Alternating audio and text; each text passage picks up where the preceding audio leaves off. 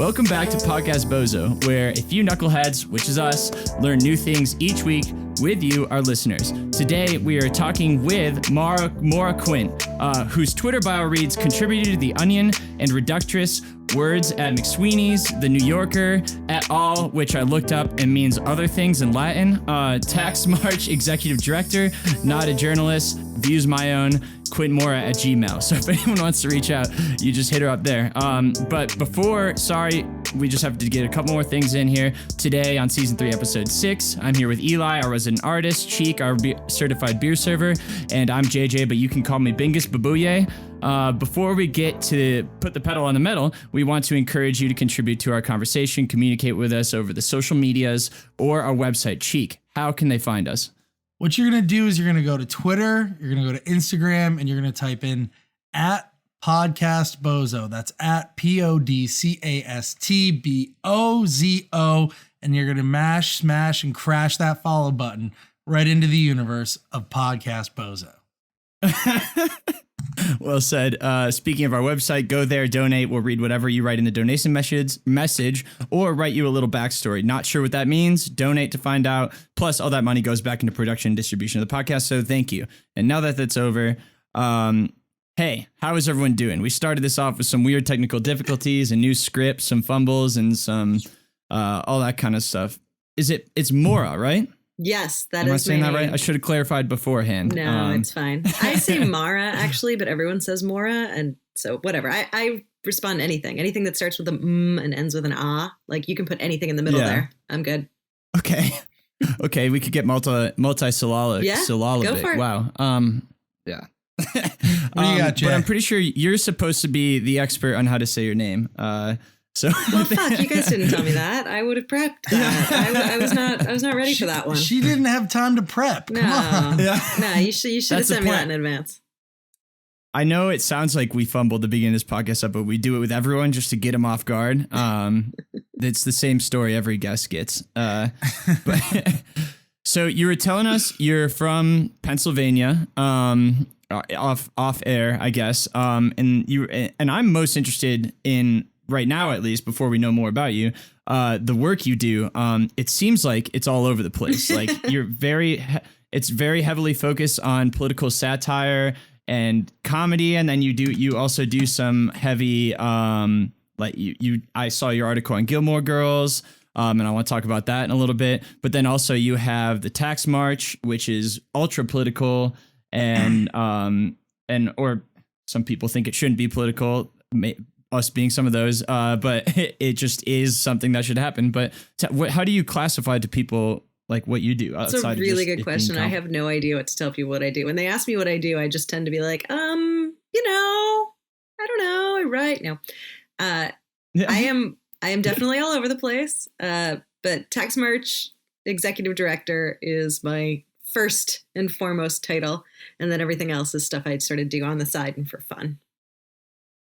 Okay, that's your first and foremost. And where does that where is that now that the big guy's out of office? Now that we're not marching towards him anymore, that's all right. We made a shift a couple of years ago. Actually, Tax March started full on grassroots, people across the country coming out demanding Donald Trump release his tax returns. That was the original movement, but pretty quickly it just shifted into people talking about why it's important that Donald Trump releases tax returns, because Donald Trump is a very rich person and he pays very, very little in taxes, nearly nothing in taxes. And maybe that's, I don't know, not fair at all and not good for society if we are relying on the majority of workers in the country to pay taxes into the system, pay into the things that we all need, and we're letting super rich people get away with not contributing fairly. So that's where we turn to. Yeah. And it turns out, regardless of whether Donald Trump is in office or not, rich people are still getting away with a lot of shit. So there's a lot for us to still take on. Well, it seems like it's all swept under the rug with rhetoric that seems friendly to the little guy or little girl. And so like, I'm always confused as like, I don't know a lot about taxes and I don't know a lot about policies and stuff like that. But from what I understand, it seems like whenever someone's saying tax the rich, they're not actually talking about the rich. They're talking about like taxing people in the middle high incomes. And it always seems like the super rich people still never, like, I don't know. To me, this might be a weird belief. I hope not. But like when you reach a certain level in your standing and financially, that you don't need much more money. And so it's just hoarding wealth, like the Jeff Bezos of the world, that just like doesn't make any sense. It's like, how much can you really do past $1 billion? So I never got that fight. It is hoarding wealth. And yeah. Sorry, yeah. I didn't mean to cut you off. Keep going. No, I was rambling. Please feel free to cut me off. It's the only way we'll stop. I thought that was super interesting, actually. I've never heard anyone express that you feel like when people talk about tax the rich, they're talking about sort of a middle high tax or a middle high income. That's not usually what we're talking about. And the other progressive organizations, we are talking about the rich. The 1%. The 1/10 of 1%. That's right. Like we're my man Bernie. I saw him the other day walking down Church Street. Oh, that's right. You're in Bernie land right there. Is everything Absolutely. just mittens around you? Yeah, like people love that story. Like so many of my coworkers have come up to me being like, "I know the teacher in Essex who knitted him those mittens. It's all made from like recycled wool, and like it's a wonderful, wonderful story." Yeah, we get a kick out of it. We get a kick out of Bernie. Anything that pops up Bernie here, we love. It's fantastic. I feel as though every single person in Vermont should get a pair of those mittens. Like it should just be a national, a statewide dress code, really. Like you should all just have that. And when you leave, especially when you leave the state and you go to other states, that's how you can recognize one another. You know, like you're in Florida, but with the mittens on. You know, yeah. it's interesting. I'm pitching this for Vermont. You have this power, right? Like you have. Are you ready? Executive Vermont power. Come on. Let me call up Phil Scott and just see if he's down. And it's interesting though, because Bernie got all this attention for wearing some hand-me-down wool mittens and a 20-year-old parka to the presidential inauguration, and a lot of us feel like that exemplifies how I want my public servants to dress. They're not celebrities. They shouldn't be wearing Gucci and Dior and all these other high class bougie brand names. They should be dressing like they serve the people and like they don't have millions and millions and billions of dollars hidden away somewhere. So I don't know. Yeah, I don't really ultimately care at all what any of them wear, but I do want to know that they are actually in touch with what people are really living and what they really need. So, clothing can be a sign of that. Sometimes it's not, though. Sometimes, whatever, you get dressed for a magazine shoot, or I don't know, your sister gives a hand-me-down, or who knows. But I do want to know that politicians are paying attention to the people that they represent and are paying attention to what those people's lived experiences really are. That's truly what matters. And I definitely think that we primarily have a lot of politicians who are super out of touch with the majority of people. And that doesn't work. Not for a functioning country at all. No, it doesn't.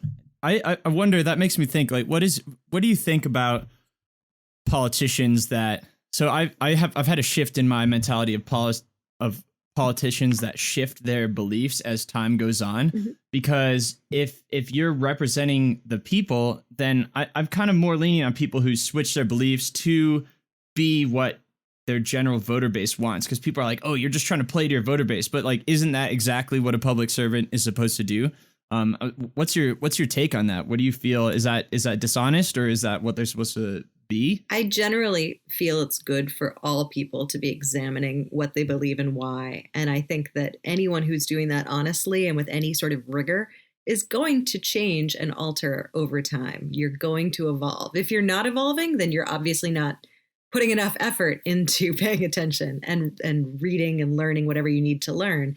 And it can change in all sorts of different ways. I think, changing to represent the people that you are representing it can be very good. But, ultimately, I think that all people really need to be examining why they believe things. I know I've changed a ton. I'm not the same person that I was 20 years ago in my political beliefs. And that's a really, really good thing. And I hope 20 years from now, I look back and go like, what the fuck? She should have been more progressive. Like, I'm hoping that's, that seems to be the route that I'm on, but we'll see.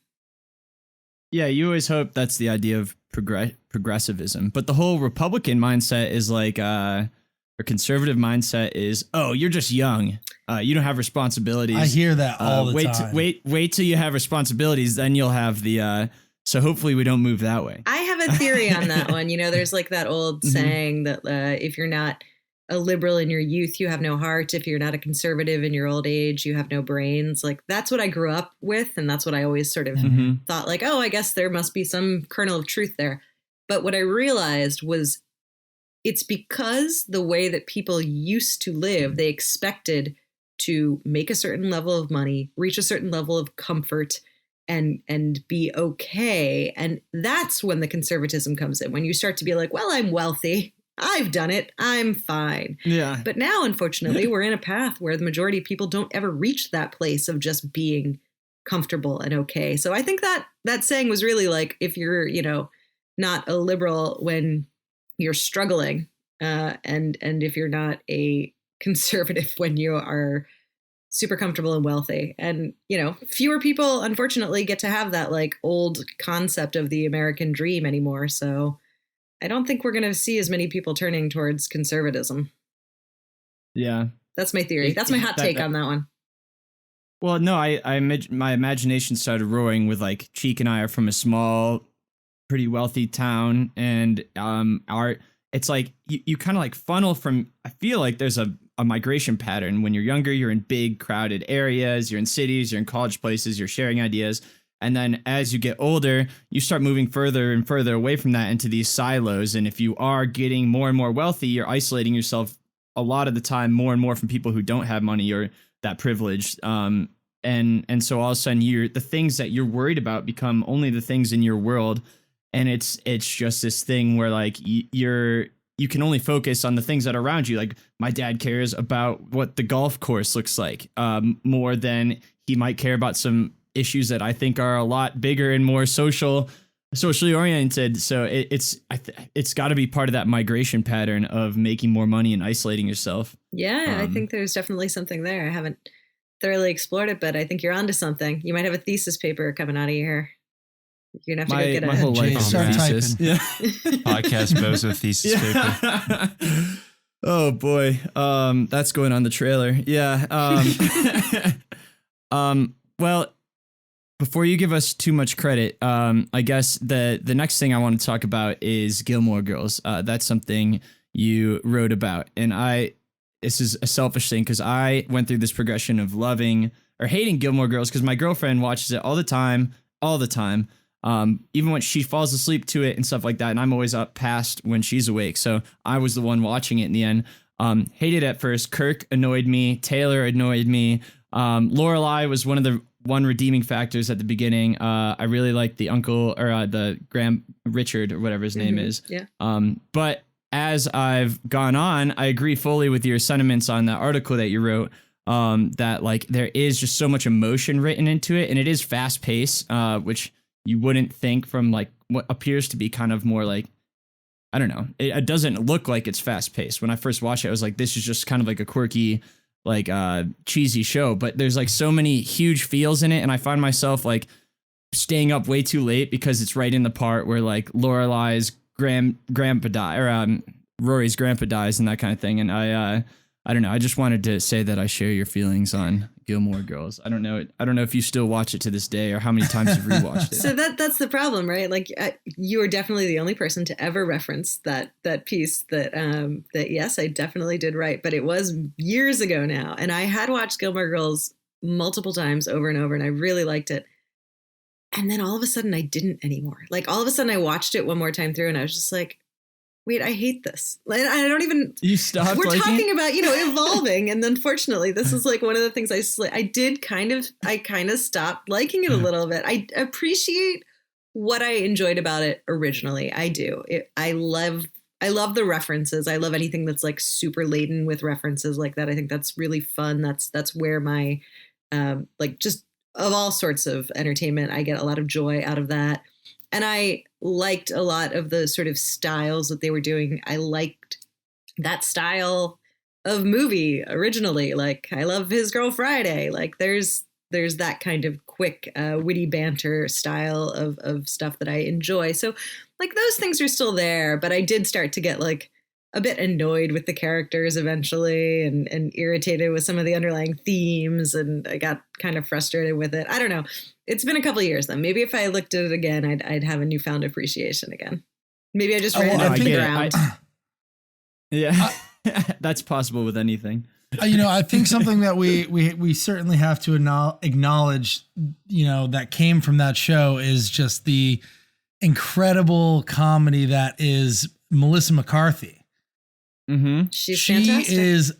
I think she is so underrated, and like, I like her character in the Ghostbusters remake with all women was absolutely to die for. I think her just like brash, dry, like style of humor is just the funniest thing that I've seen in a long time. And, kudos to that show for giving her a shot to, become one of America's sweethearts these days. She's very capable. She can do a lot of different things, which is really nice to see. Unfortunately, I don't think we see that many celebrities and stars that have these different layers and are able to play things really straight or really over the top in comedy. Like, that's great. I love it. She's fantastic.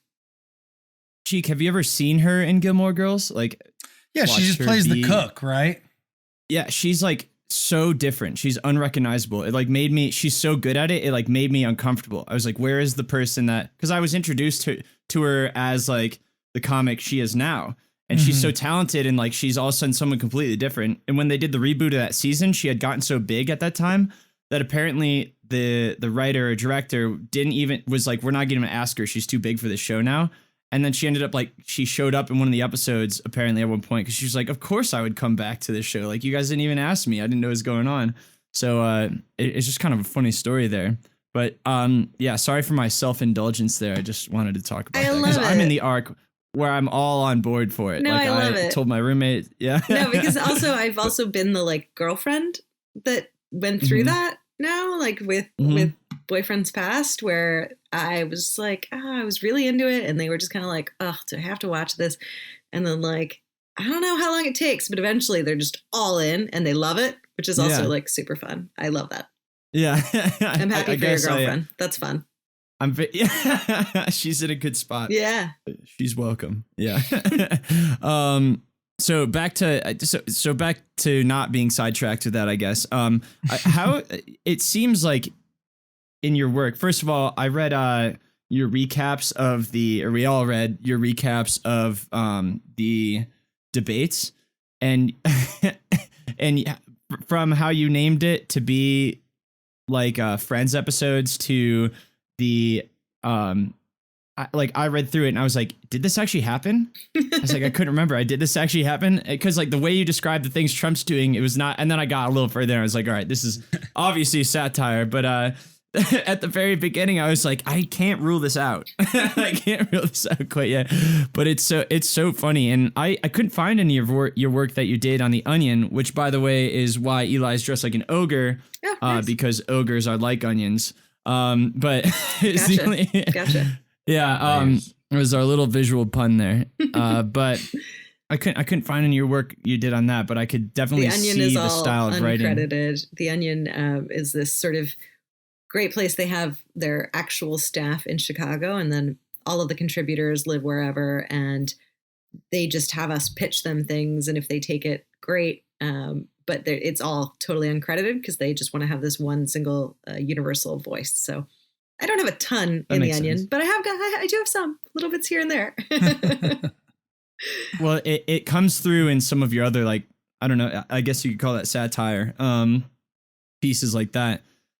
Do you like writing for the funny stuff or the political stuff more? Oh, the funny stuff way more. I love writing the funny stuff. That's like, but I like having a purpose and a point. The recaps were so fun because they were just straightforward. I knew I was going to have to watch these stupid fucking debates anyway. So it like gave me a reason to watch them and something to do.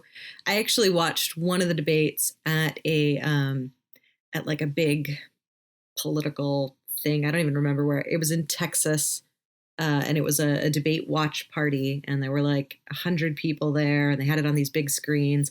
And I sat there with my computer because I would take like really, really detailed notes as I was watching, because I actually like the recaps were actually very like, I tried to hit the same sort of marks, and I tried to keep it like really actually to what did kind of happen, and then just twist it sort of out of reality a bit. But so I was keeping like crazy notes, and this guy came over to me and asked me like, you're so serious. You're the most serious person here. What are you doing?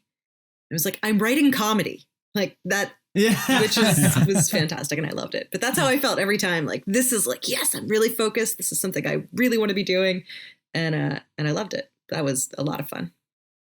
Yeah, and I feel like once you put constraints on a activity like that, it's a lot. It almost becomes easier to be funny within it, and it does become serious because you get in the zone and you're just really pushing through, and you black everything else out.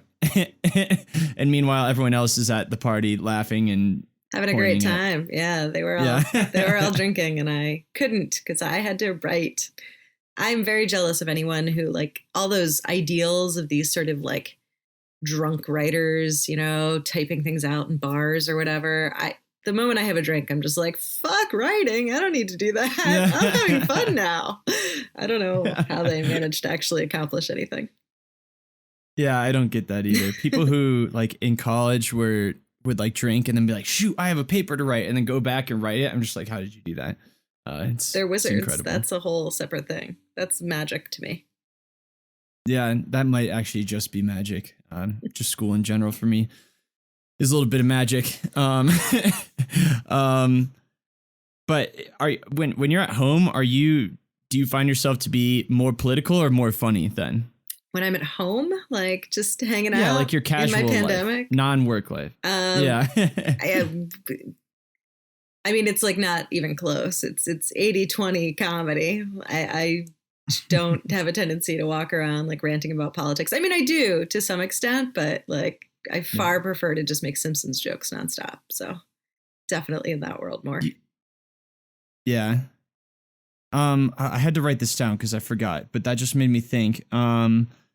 You did a resisting Trump through humor seminar at MIT at some point. Oh yeah, that was I was part of a panel discussion, and they were talking to. There were, I think, 3 or 4 of us. This was 2017, I want to say. So it was sort of on the heels of the tax march, and and it was talking about using humor as you were pushing back and ways to do that. And I was there with my friend Frank Lesser, who was a writer for the Colbert Report, and he's written a lot of other very funny things. He wrote a book called Sad Monsters. And he's the one who actually kicked off the tax march entirely, because he just tweeted out that the next march should be on April 15th and we should demand Donald Trump release his taxes. And my big contribution was retweeting him and then watching it blow up. Like that was kind of it. And so, it was actually, I don't know if you know Johnny's son, but he's also an incredible writer and funny guy, an incredibly brilliant person who is multi-talented. He arranged this whole panel and brought us out to speak on that. Yeah, it was really fun. I was just curious because that seems like a great coping mechanism, but what's the message behind it? Like, what were you saying? Yeah, we were talking a lot about comedy as a tool to reach people. There's a fantastic TED Talk that I will sort of paraphrase in like 2 sentences, but encourage people to look up. But it is about the way that humor kind of gets our guards down.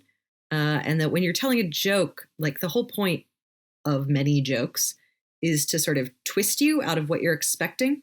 And it lowers your guard. And when you get to that place, when you lower that guard, you have this brief, tiny little moment window of opportunity to actually reach someone who otherwise had totally made up their mind. Like they knew what they believe. They're not going to change. You can't have a conversation. Like it's just, they just want to butt heads with you. But when you actually are doing it in some way that makes them laugh, there's just a moment where you can kind of potentially reach them. And I think that's utterly fascinating. And so that's what a lot of what we were discussing was sort of ways to disarm with humor and to allow humor to start a conversation or to kind of reach someone who might otherwise not be interested and not be reachable.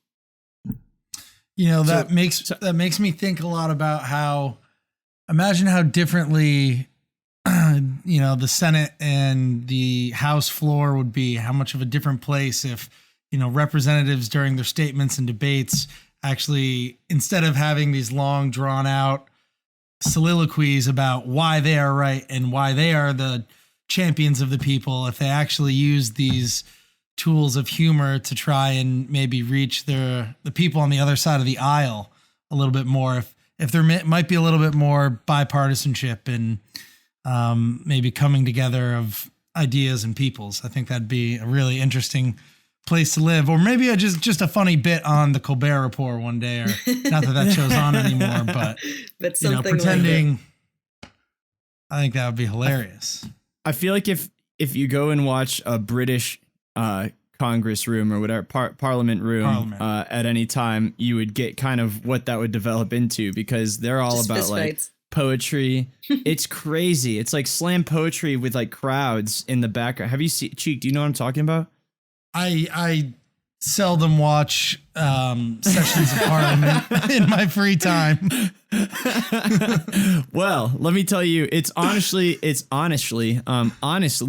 flabbergasting, because it's these, I'm probably explaining it completely wrong, but basically there's the representative standing up there doing slam poetry on the opposite side, while everyone on his side is sitting in bleachers behind him and like laughing and hooting and hollering and like accentuating the points, like jeers and things like that. So it's I don't know. It's really shocking to watch for the first time.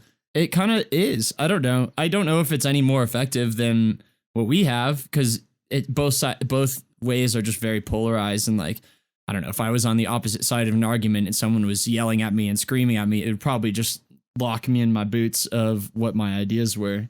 But back to the summit. What was the message for like the layperson just sitting in the audience? What, like, I know, because not everyone, including us, are as funny as you. So what would I take away from that if I were to try to apply that in my daily life? Because if I tried to do that, people would be like, shut up.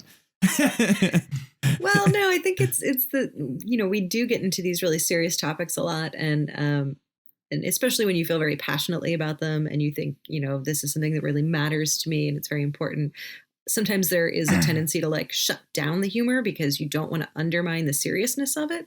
And so I think the takeaway would really just be, it's okay to lean into the humor that can actually benefit the whole, the point that you want to make. And it's not necessarily something that is detracting or getting in the way, but actually can be something that can open the door to others. So, you know, don't be afraid to make a joke. It's okay. That would be the takeaway, I'd say. You see good comedians who aren't just basing their act off of being offensive, but you see good comedians who can basically make fun of one side, but then right afterwards undermine their own opinion. So like you said, it twists their mentality on the thing. And for, like you said, a glimpse, you're all of a sudden like, what I'm doing a little backwards? It just makes you like kind of undermine your own thinking. And I can't think, do you have people in mind that do that really well? It's terrible because the first person there are comedians who do that very well. I think Patton Oswalt is really good at this sort of thing in general. I think he can do it a lot.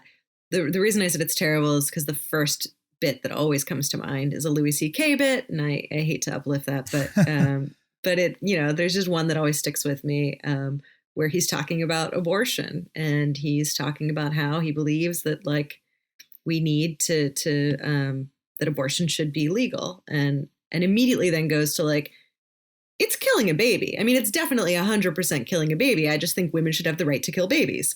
Like, and it just takes it so quickly from one side to another side. But, you know, he ends with like his ongoing point. And I mean, it's a longer drawn out bit, but to me, that was always kind of like the masterclass of being able to, you know, underscore all the different sort of points, but ultimately stick with whatever, you know, your perspective was that you brought in, and, you know, possibly like shake people a little bit out of what they were already thinking. Yeah, and I'm sorry that's the example I still have. I gotta like learn a better example to memorize. Yeah, figure out a better bit so you don't come across as a Louis C.K. fan. I know. Yeah. Unfortunately, you know, there was a time where like we didn't know any better and we just thought he was funny. So, you know. Yeah. No. Yeah, we'll credit that one to past you. Yeah, and, thank you. Ignorance of the future. Thank you. Yeah. It's the one who liked Gilmore Girls. She was the same person. Yeah. I've evolved in so many ways. Maura, do you have any formal training in comedy, or is it something that has just come naturally through, you know, being witty and writing a lot and figuring out that it's something that you're good at? Or did you? I love that question because I don't even know what formal training in comedy would necessarily be. Like, I'm trying to think, like, have you ever gotten up to open mic night? Humor school. Like, fuck, I failed out of humor school, but I still do these jokes.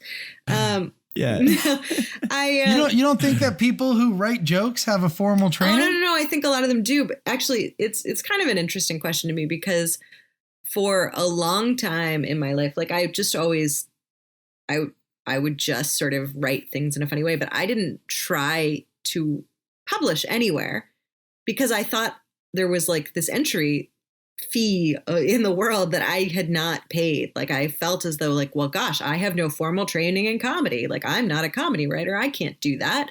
That's not me. And because I thought that there was something I was supposed to have done, like some degree I was supposed to have gotten that I didn't get. And a friend of mine who was a writer and wrote comedy was just like, why aren't you publishing? Like you keep writing me really funny emails. Why aren't you just publishing these? And I was like, oh, I can't do that. I can't do that. I can't do that. And he forced me to. He wrote to an editor he knew and said, Maura's going to be pitching you 2 pieces by the end of the week. And so I did. And they published them. And then I was like, oh, awesome. Is that what I was supposed to do? Okay, so like, you can do it. I guess that's, turns out if you want to be a comedy writer, the thing that you need to do is write comedy and then try and publish it. Okay. You got to say it to people. For them to hear it. That's a strange progression. It was weird. Yeah. I had no idea. I did do an open mic night once. This was after I was already like writing comedy because I wanted to try it out and I'd never done stand up and it was the scariest thing I've ever done in my entire life. And I've done lots of performing. I've, spoken and, I acted and done all that stuff, but doing stand up was absolutely terrifying to me. And also I loved it and definitely want to do it again sometime, but it's so scary. Well, you hear that from a lot of comedians that say like they claim themselves to be adrenaline junkies a little bit. Oh yeah. Because it is so scary, but you thrive in that fear. And since we're such a nice, cushiony audience, you don't have to be scared at all. Do you have any jokes for us? Any quick one-liners? No, I don't like, I've got like I wouldn't even 5 minutes of bits here. Like, but they take, I have to like do the set. It's a whole thing. I don't know. You have me back on. Yeah. You put a spotlight on me and, and you tell me I have to. I love that.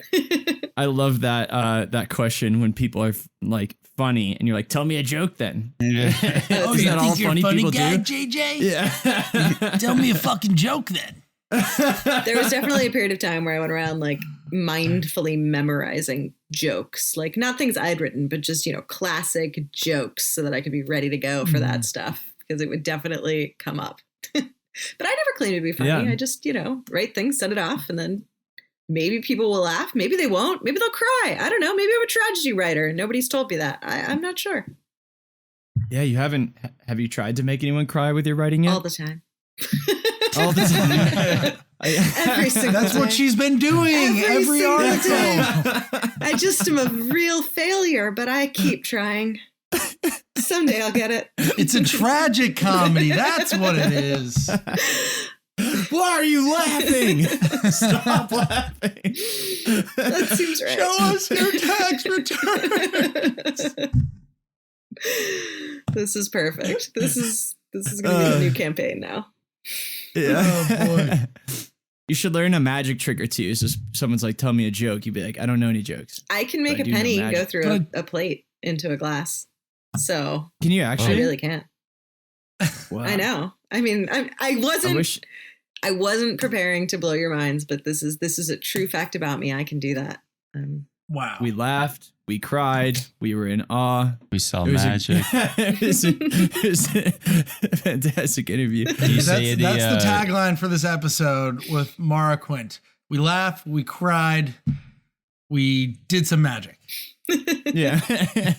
Do you say any Maura Quint, magic the words? magician. Do you say any magic words for the trick to work? It depends who I'm in front of. I say whatever magic words, obviously, that they would need to hear. You know, different people have different magic Okay. words True they need performer. to hear. Yeah.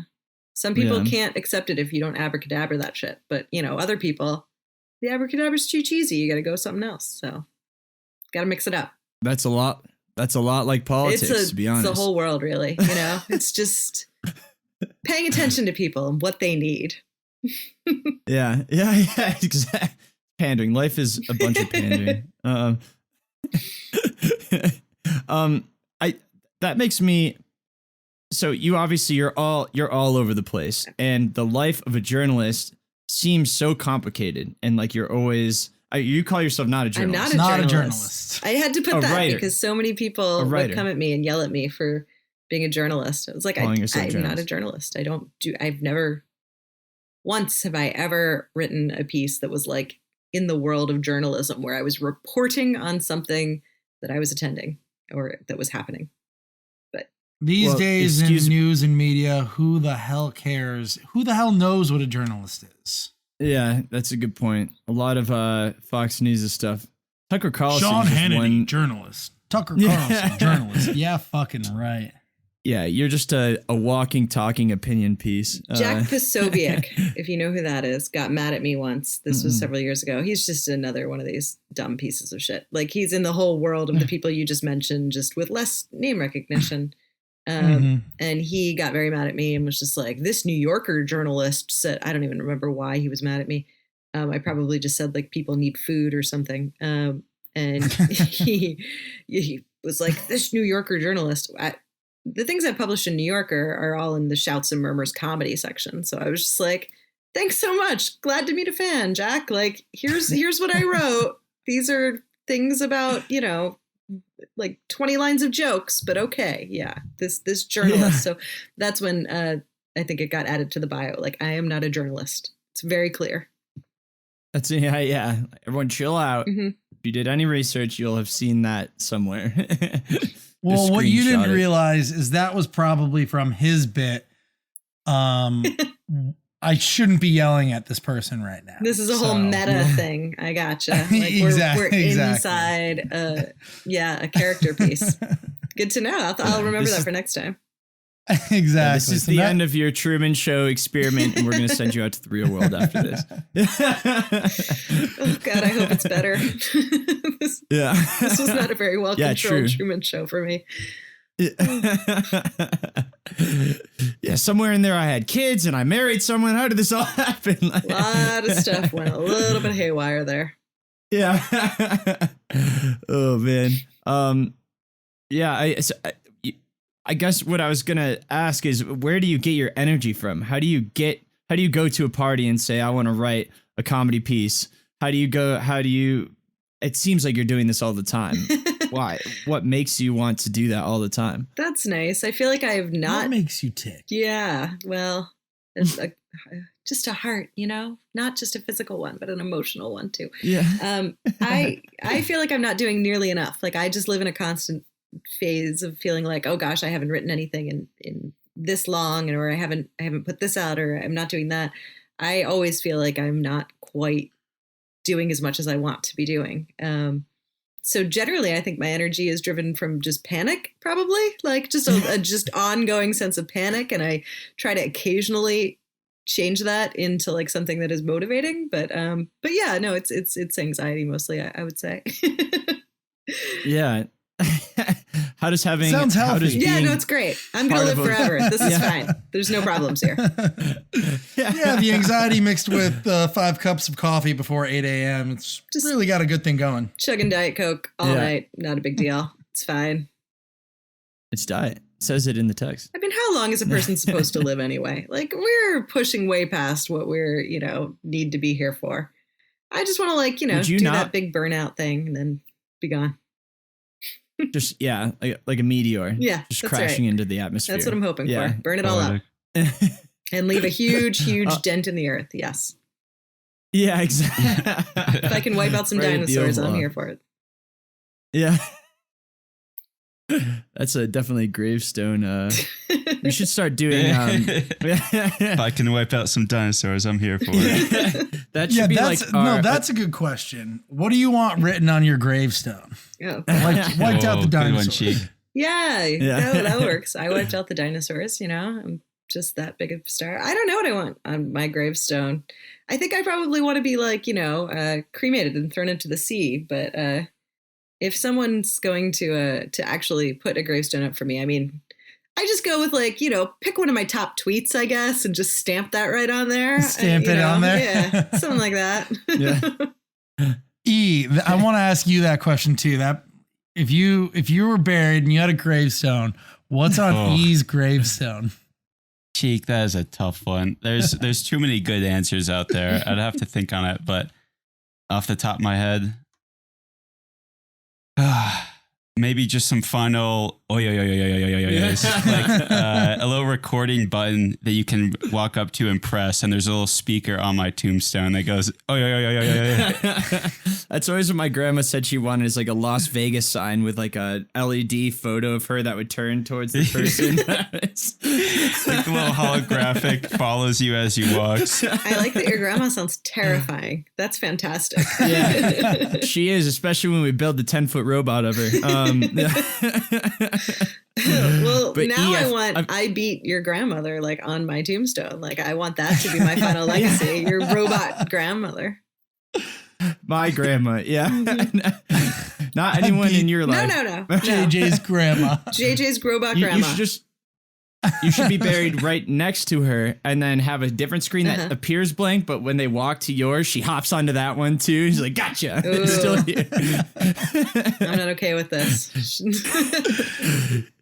Oh, E, boy, I this feel is- like yours would just be a blank slate, but before you die, you spray paint soya onto it, and then you just die. Yeah, I all feel like over. yours would be My a final Captain Jack performance. Sparrow quote. Oh yeah. Oh man. Eli has the record for having watched Curse of the Black Pearl on Netflix the most times of any viewer in 1 year. That's an official when designation? Does Netflix come and Yeah, send Netflix you a... published Oh, it. wow. Not official. They released the statistic, and it was at the height of our viewing time, and so we thought it must be us, but there's a chance it wouldn't be. But now that that's brought up, when you were talking about seeing Gilmore Girls We're so good at transitions here. multiple times, Fantastic. and that one time it stopped doing it for you, Uh-huh. and that you couldn't see it the same. That was terrifying to me because I binge the same stuff over and over and over again. It never gets old. Maybe and you're just thinking watching about- stuff that doesn't ever get old. It's totally within its own world, and it never grows any sort of problematic elements for you. And, maybe you're just picking the right stuff is what I'm saying. Well, I think that's true, because the movies you love to binge over and over again are bad movies. They weren't intended there's no to be good expectation. movies. Yeah, there's no expectation, so there's no way they can die out, is how I view it. It's like Okay, you're going okay. in for it for the same reason every time. I mean, Wild Hogs, that's a bad movie. Seen that hundreds of times, but Shrek, Tim not Allen? a bad movie. Pirates, not a bad movie. Pirates has a bad element to it. Shrek just got Disagree. I inducted don't- into I the don't wanna start Library fighting. of Congress. Yeah, this is true. Just now? True, we talked about I feel that. like that should have like already a few- happened, years ago. It was. I think it was the final thing. Something in 2020. It was at the end of 2020 when they induct. I think it was 5 to 15 films a year into the Library of Congress, and Shrek was a part of it. I think in 2020. Finally made it. Maura, everything that ever happens is breaking news for Podcast Bozo, no matter when it happened. Okay. All right. Fair enough. Fair enough. Top news that Podcast Bozo is concerned with: Shrek news, Captain Jack Sparrow news. Not Johnny Depp. We don't care about Johnny Depp. Just Okay. Captain Jack Yeah. Sparrow. Okay. Yeah.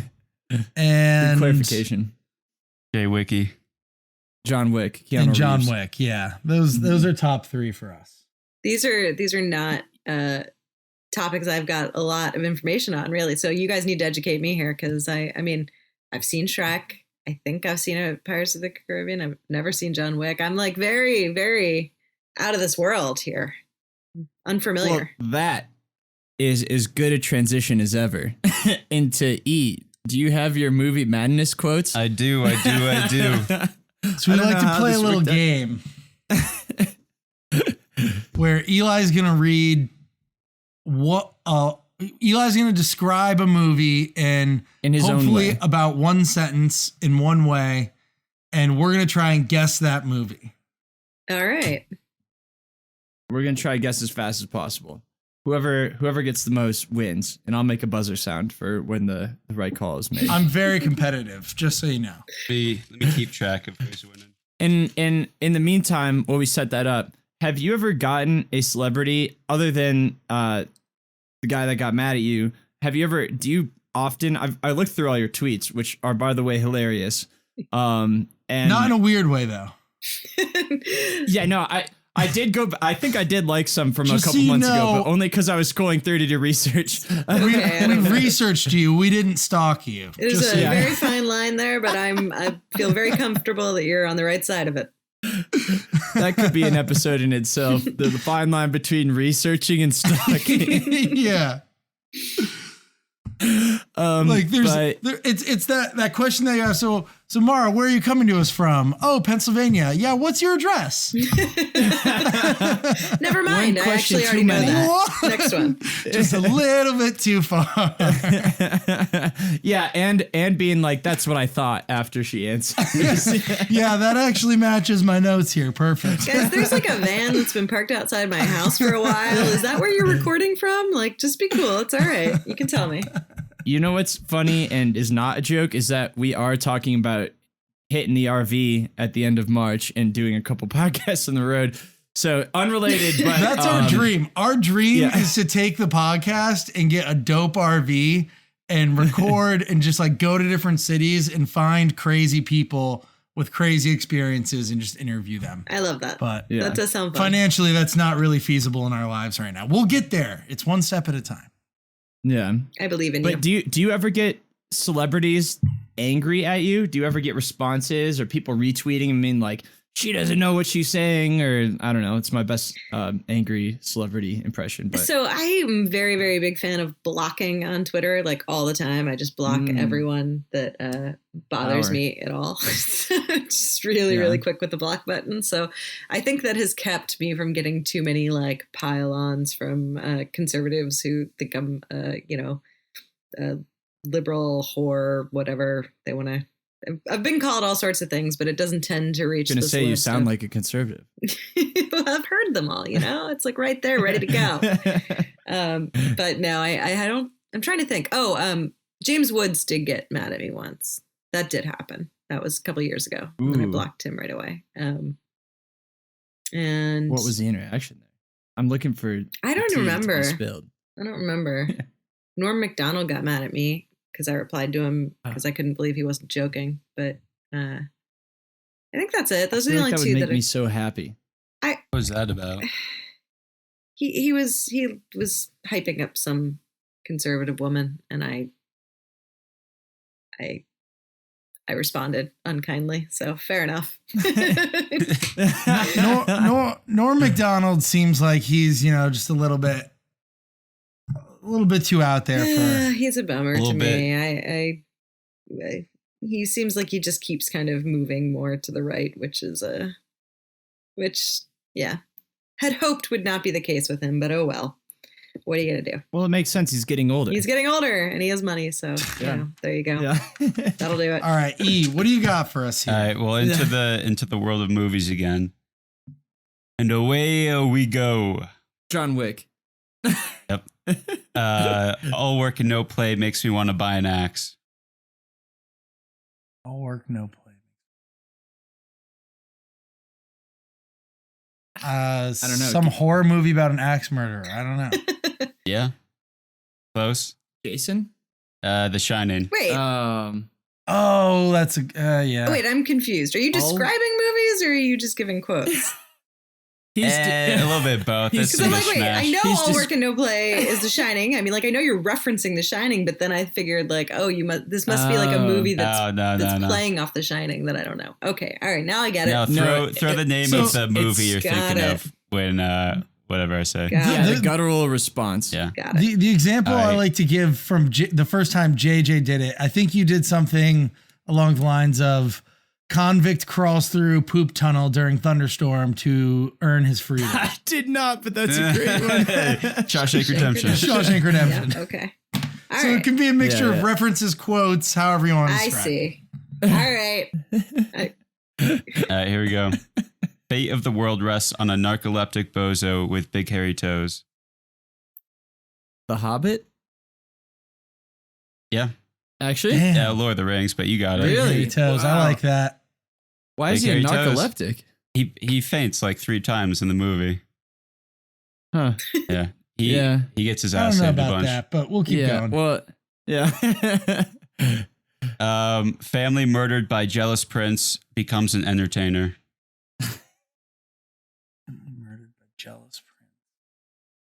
I can give hints if you guys need them.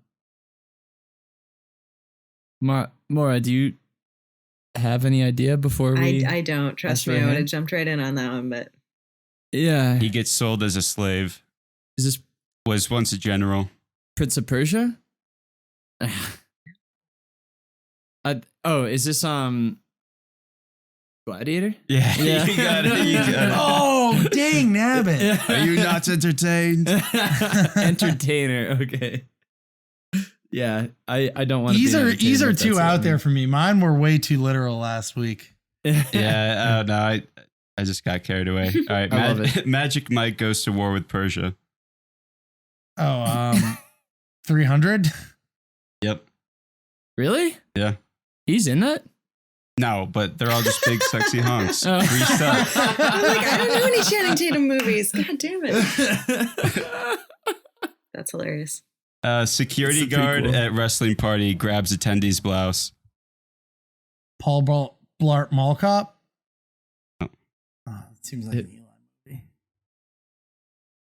Security It guard. is definitely all Kevin James movies are within Eli's Oh, realm. Very, is it the Seth very much Rogen so. movie? Hint. Let go my blouse. You already said that. You just said it in a different accent. A guy gets corn stabbed through his eyeball. Is this some Adam Sandler movie? No. Guy gets I don't know. corn stabbed through his eyeball. Luchador. Oh, why didn't I think of that? Nacho Libre. I don't remember any of that. Yeah, it's been way too long. There's no way that movie's aged well. Yeah, these are a bit obscure. Vagina vigilante. China Vigilante. What does that mean? That woman? I Is there thought a one of you Batwoman guys would get this movie? right away. It's a horror movie. What? It's a horror movie. I Oh, was thinking- Carrie? No. The teeth. Yeah, there you go, Cheek. Oh, wow. Interesting take on that movie. She's got teeth in her vagina, and then every time there's like rapists all up in the movie, and she's just taking them all out. Yeah. I'm intrigued. In a dystopian universe, door company profits off of terror. Monsters Inc. Yep. Boom. Will Smith rocks a goatee for 10,000 years of imprisonment, Aladdin. wakes up to a monkey. Hey, I yes. got Nice. one. There we go. Wow, from the perspective of the genie. This next one, gigolos. Deuce Bigelow, male gigolo? Yep. Stowaway travels to U.S. to gigolo and hang out at electronics store. Oh, don't mess with the Zohan. Yeah, baby. Busy Booble. Busy Booble. Freaky Friday, but with Rob Schneider. Oh, what was that movie called? I don't think I've seen half these. I'm not going to remember. I know exactly what you're talking about. He's I'll some give it criminal. Hot chick. Yeah, you know the premise. Yeah. And then a couple of unlikely friends get in a disagreement over weather, then get killed by plants. What's the last part? A couple of unlikely friends get in a disagreement over weather, then they get killed by plants. Over weather. Whether then they will get killed by plants? No, then they get killed by plants. Oh. They argue over weather. Yes. And then they get killed by plants. Yes. When it's gone right for you. Plants vs. Zombies? Plants vs. Zombies. The phone game. The Happening. Oh, gosh. By plants. Didn't All right. our last guest, Wow. didn't we talk about the happening with the, isn't Is that that the end of it? Keanu Reeves? Josh Robinson. Yeah, we had a movie critic on last time, or two episodes ago, and she talked about The Happening as being one of her guilty pleasures. Like, just terrible movie. And then we went and watched it right afterwards because we just... Is it worth we watching? love that Should I kind of watch movie. it? Absolutely. Yes, yes. that If you Keanu enjoy Reeves? movies... Doesn't Keanu Reeves play an alien in that? No. Is that It's Mark Wahlberg and Zoe Deschanel. I always forget how to say her Zoe name. Deschanel, But, yeah. Yeah. But they're both just weird choices for that movie, and Mark Wahlberg is a subpar actor, I think, in the first place. But Sure. Maura, do you have one of those movies? Oh, a terrible movie that I like to watch? Yeah. That's a really good question. I don't have a good answer for it because I don't tend to watch a lot of movies over and over again. But I do tend to see a lot of bad movies and then immediately forget about them. So it's complicated. I don't have like a singular place to go for that. Although I used to like watching Cruel Intentions a lot. That's a terrible movie. I don't know that one. Oh, it's awful. Really awful. We'll have to put it on the list. It's What do you consider yourself to have a high Cruel threshold for Intentions movies? is an incredible movie. It's Dangerous Liaisons redone. And The two siblings who both just like love to have sex with as many people as they can. And the sister secretly has a cocaine problem, but paints herself as an angel. JJ, you would love it. You would love it. Yeah, based on what you Absolutely. just said there, yeah, I love it. Well, I was it's just thinking like it the was JJ, 2000s JJ. cliche. Like Yeah. the guy is trying to look cool, and so he has really short spiked hair with frosted tips and sunglasses that are way too small. Just like that whole 90s vibe. the it's got a 90s good vibe aesthetic. or 2000s vibe. It's a great aesthetic. Anyway, speaking of aliens, where do you stand on aliens, Maura? Where do I stand You in mentioned aliens? in I don't that- know where you stand in Yeah. aliens. Somewhere in Nevada, I guess. New Aliens, Mexico, more okay. likely, but I'm agnostic. Like, I have no problem believing that there could be aliens. I've yet to see proof that they're there. It would be, the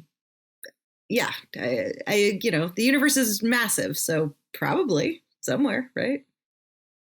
Yeah, but here. Do you think they're here? have they visited us? Ooh, I mean, like, again, fairly agnostic on this one, but You have to be yes or no right now. I'm thinking no, they have not. Ooh, cheek, you wrong lost out on that answer. one. That's a bummer. I'm sorry. I'm can be with you on convinced. that. I want every reason to believe that they're here. Mhm. I want them to be here. I want a little green sucker to walk in that door right there and sit down with us and help us interview people. But I just feel like the credibility of the people coming forward sometimes. We had a YouTube commenter yell at us about our misdescription of the Fermi paradox and then yell at us as to why there are already aliens here, Oh, which was very, very funny. fantastic. But I Are you thought that we familiar? might have a believer in you after your alien abduction reference in your bio on Twitter. I don't know, that was a on long Facebook. shot. Yeah. Or Facebook. I did want to bring that up because it said like said something about you not being you on Facebook. But I think Facebook bio is. what was that? That was so funny. It was basically just saying that it's not you that's commenting on your own Facebook, and you've been either abducted by aliens or something else. Yes. Yeah, that was when I don't even know how to change my Facebook bio. That's when I originally set up my Facebook, and that was because I did not want to be on Facebook because I just didn't feel like I needed another thing that was so early on, and a friend of mine made me do it. So that was what my bio was that I was being forced. I was being abducted and forced to be there and did not want to be there. I did not know that was still my bio on Facebook. Good to know. That was, I don't know, 12 years ago. That was a long time ago. I was gonna say it's been a long time since anyone's made a Facebook, so it's gotta be a long time. Really old. Now I gotta ask: do you have you slotted more time? Because we have a billion more questions and can go forever. If not, we could throw the Mad Lib in right now. I can do like 10 more minutes. All right, let's hit the Mad Lib up. I feel like this is a good way to end the episode. Are you guys ready? Yeah, I'm ready, Jay. Describe us how this works, though. So it's a Mad Lib that I created.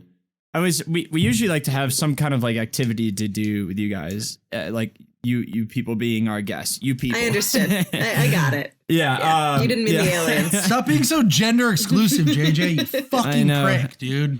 I need to get that some of that stuff out of my vocabulary. But I like to customize it to whoever's on, and I was reading all the variety of bits you have, and knowing that you're not a Trump supporter and are probably that's true. aware of what QAnon is, and I was just kind of taking all these factors in. I was like, what's something that could be interactive that we could do together? And I was like, what if we built our own conspiracy theory? And so that's kind of what we're gonna do here. I built the framework for it, but we're gonna kind of build the inner parts of it. I love this. And I've never done this before. I did a couple practice runs just to make sure it reads well. But I'm very excited to how it can play out. And so I'm going to first go through, and for our listeners, this could be dry for a little second, but trust me, it will pay off in a second. So the first question I want to ask you, if you're ready, is give me your favorite slogan. My favorite slogan? Yeah. Okay, it could be like trying to think of a slogan. We got the meats. Some of these are going to be like, we got the meats. Hillshire Farms. We got that's Arby's. That's Arby's. Oh, damn it. But what's the Hillshire Farm? Meats. Hillshire Farm Go Meat. Okay, also good. Is it we've got the meats or just got the meats? We've got the meats. We've got the meats. All right. How about an adjective? Slimy. Sloppy. Oh, sorry. Slimy. Just kept going. These are we going around in a circle, or is go in a this circle. all I'm sorry. Maura? No, go in a circle. Should we go in a circle? It was supposed to be all our guests, you rude hosts, but No. Everyone should have go. fun. I also have to apologize because I do Mad Libs with like a 7-year-old all the time. So my head is just to like what 7-year-olds think is funny. So I'm like, toilet. So you're on our level. Yeah, slimy. that's what like, we think just, is funny. All right, cool. Poopy. So slimy, another adjective. E and Sean. We're just gonna rotate between the two of you and Maura. You get this one.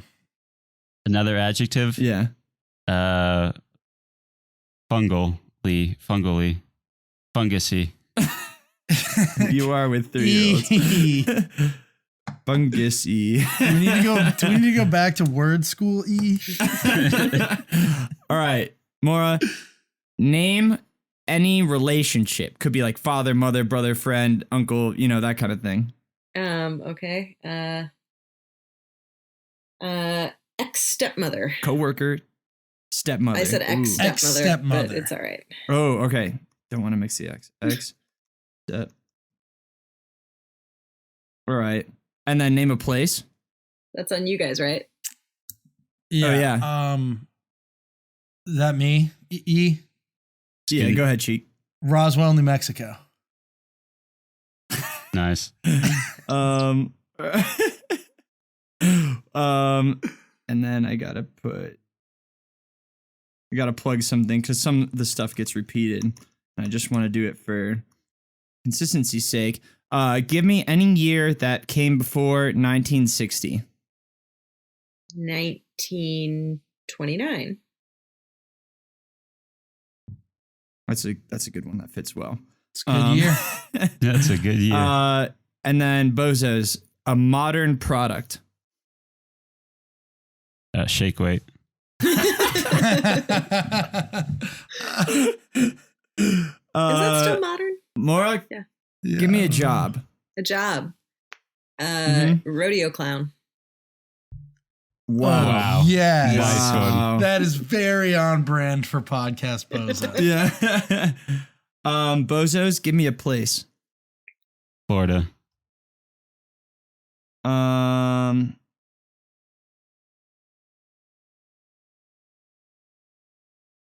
Then let's go to. Sorry, just repeating some of these. All right, give me a noun. I forget who's up. Maura? Me. Let's go with clitoris. That's just the perfect place for this to go. Saucy. To. And Bozo's another noun?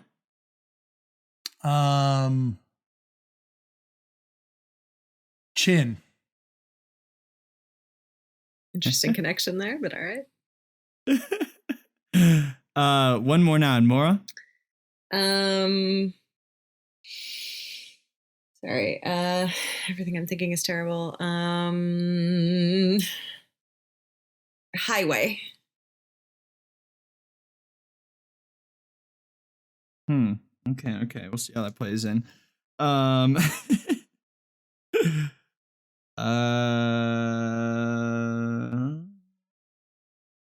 know is like the last thing you're supposed to say on a pod, like on airwaves, but these are good if you Jay, can you do some scatting for us instead? skid bop beep better squid up dip that and whip better dip dap dap better do. It's that performance I never promised you guys. It's that performance we never wanted.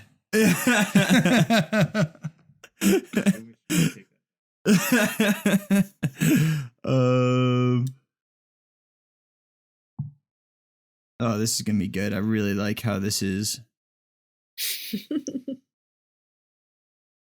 coming together. All right, I don't know who's up. Who wants to take this one? Adjective.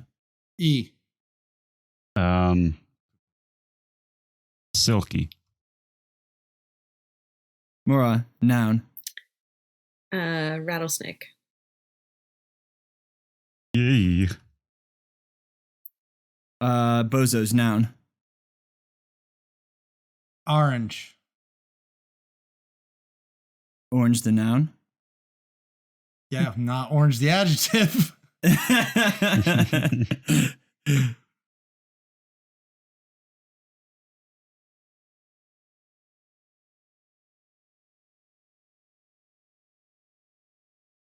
Oh, wow.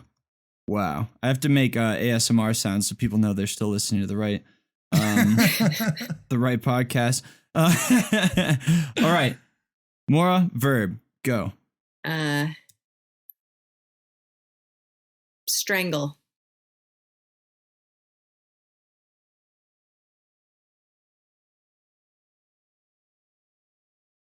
Huh. All right. I feel like at the end of this, you're Animal gonna for the tell me bozos. my personality here. Monkey. Yeah. Like an ink blot test. We're actually doing. Yeah. Yeah, this is actually going into a government database. That's right. Yeah. Yeah. Here's what we know about you now. A lot of problems. A lot of problems. Well, if you follow the podcast, it's clear that the FBI is already listening to everything that we do. Good to know. All right. You should have warned me. E and Sean. Yeah. We should have told you that beforehand, but That should be a disclaimer for every guest. Just so you know, we're pretty sure the FBI is listening. I would have dyed my hair first, you know? They're one of our 115 listeners per episode. There's 4 of them. we should make that. We should make that part of like our intro. Like, hi, you've joined the FBI monitored podcast. All right. Cheat, give me a famous person from history. Oh, From history, not like recent. how far back do you define history? Pre-1900. Socrates. Socrates. And then, Maura, give me literally any word. Literally any word. Snodgrass. Wow. What is that? I don't know. You said any word, and that seemed word. Is that a word? It counts. Let's no? double check with Webster. All right. We got 3 more, I believe. All right. Eli, give me a place that you can hide things. Cheeks' little cupboards.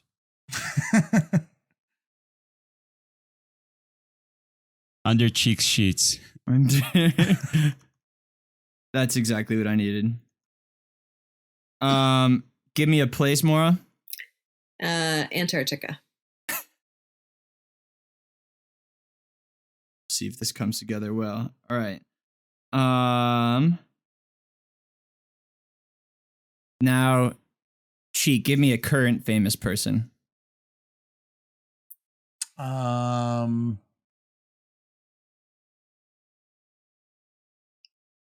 President Trump. Ugh. Former President Trump. This one is just gonna. That's just gonna play in.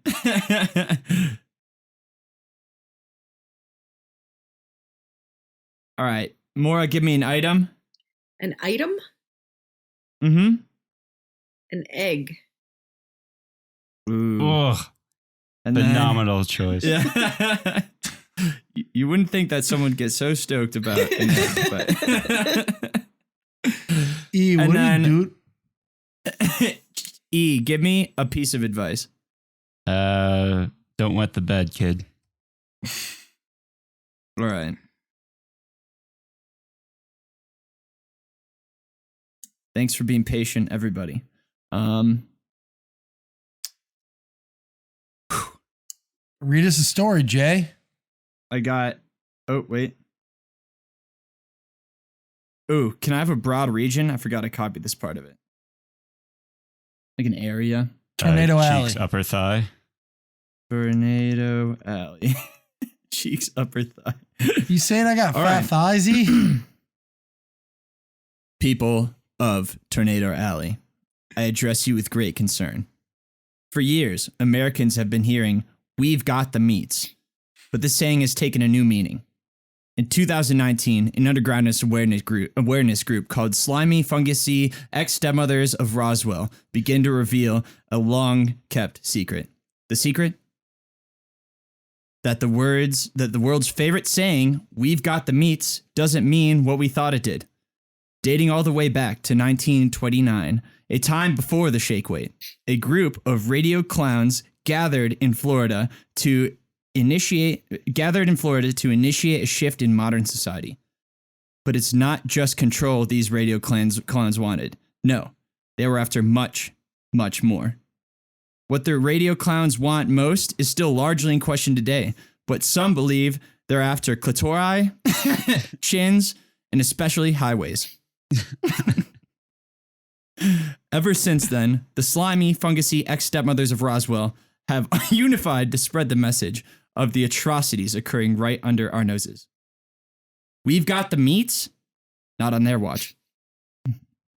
Now, the slimy, fungusy ex-stepmothers of Roswell have it on good authority that every rodeo clown is no longer what they seem. In fact, there's a strong correlation between silky rattlesnakes and oranges, which leads us to believe that these rodeo clowns are not actually rodeo clowns, rather strangled monkeys in disguise.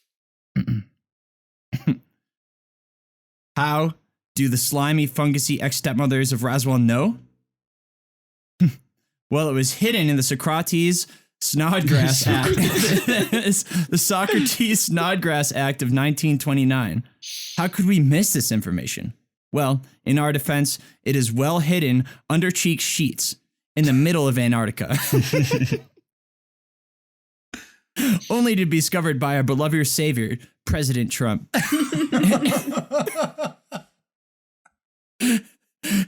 That really did fit All right too in real. there. All too real.